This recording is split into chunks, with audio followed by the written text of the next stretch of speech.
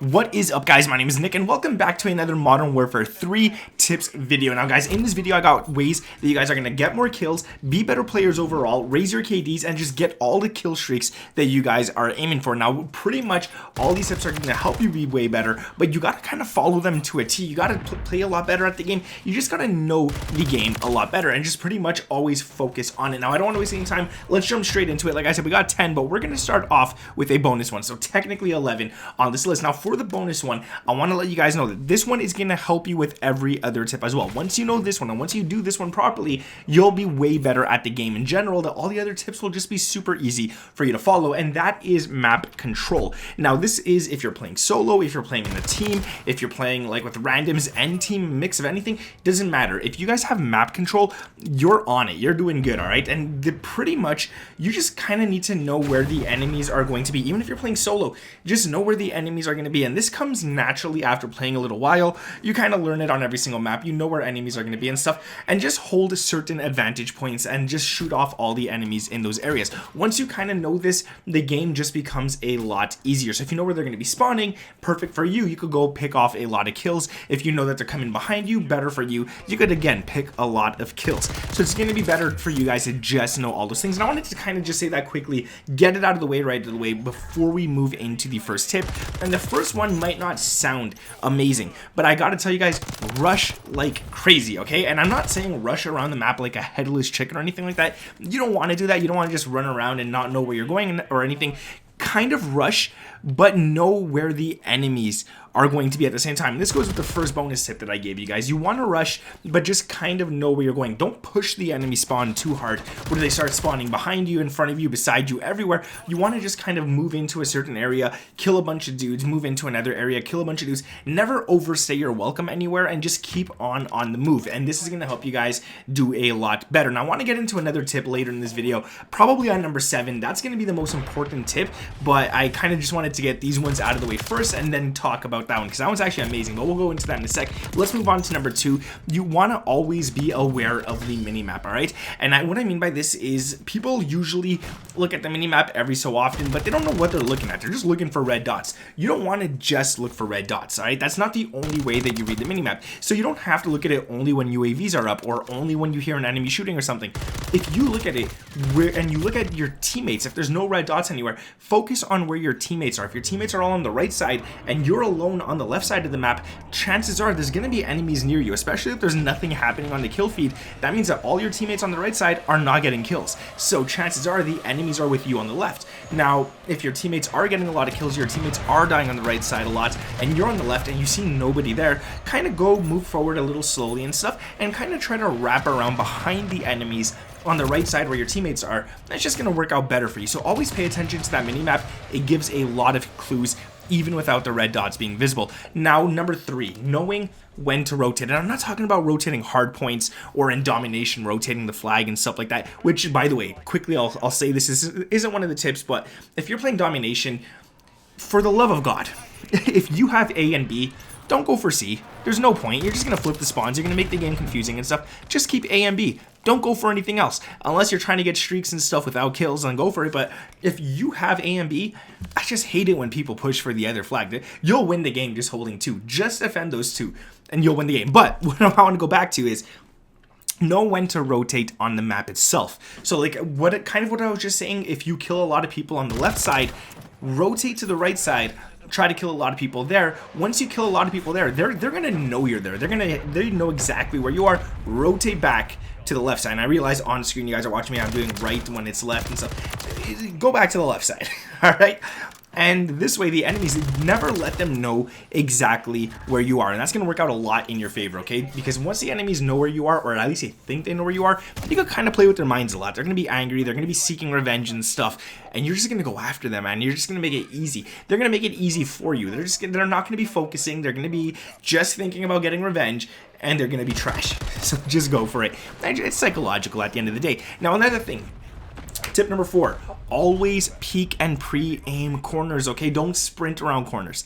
Don't do that. The sprint to fire, first of all, in this game is so slow that if you do that and an enemy's just sitting there aiming down sights at that corner waiting for you, you're dead 9 out of 10 times. So what I like to do is just kind of like pre-aim a corner. As you're turning, turn with the corner, like if that makes any sense. Just kind of do that, and it's just going to work out in your favor a lot more than it's not. You're probably still going to die a lot because turning corners is always dangerous, especially when there's campers, but it's going to be a lot less. So make sure that you guys do that as well, okay?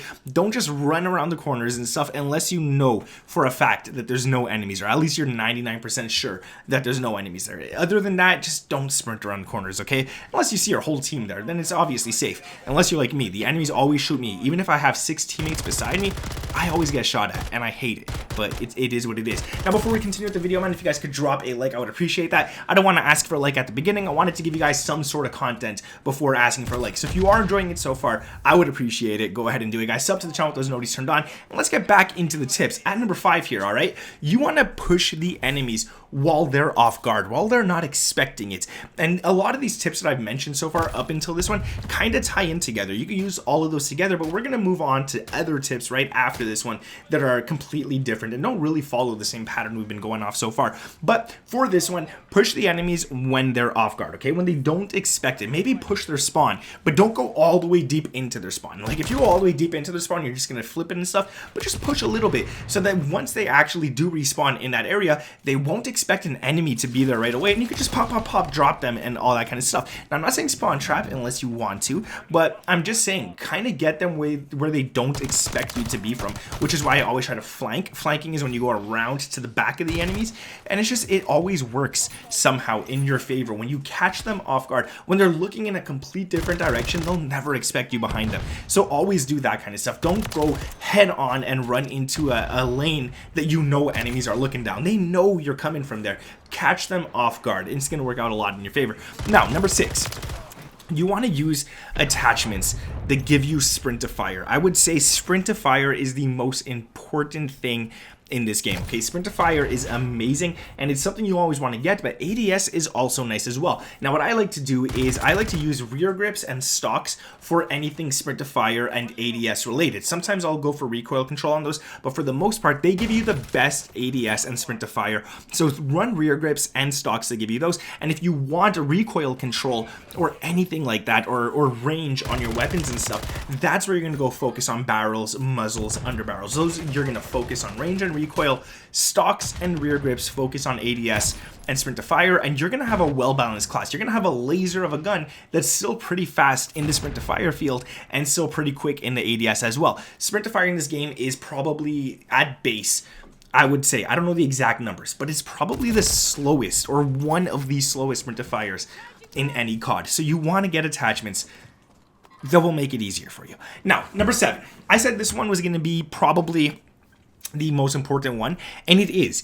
If you could play this game, rush at the same time, don't camp, but let the enemies come to you rather than you go to them, you'll be playing this game on like God mode. It's just gonna work out in your favor, okay? So what I mean by this is when you go ahead and let the enemies push you, rush towards the middle of the map, get a few kills, do what you gotta do, hold out an area, but hold a head glitch, hold a corner where you think enemies are coming from, hold somewhere where you know a lot of enemies come and they're always on the sprint and stuff like that. This way, once the enemies actually do start coming down there, you're a very hard target to hit, okay? You are standing behind a head glitch. Usually that's something like a barrel or a car or anything like that. You're standing behind something where the enemy only sees your head and you see their whole entire body. You are going to be a very hard target to hit. And if you're shooting at them, you're giving them some flinch. So if they only have a head to aim at and they're flinching, they're not going to hit you at all. And you are going to be able to drop them so fast, and they're probably going to come back again for some revenge, do it again to them, and then move on to another area. But always let the enemies come to you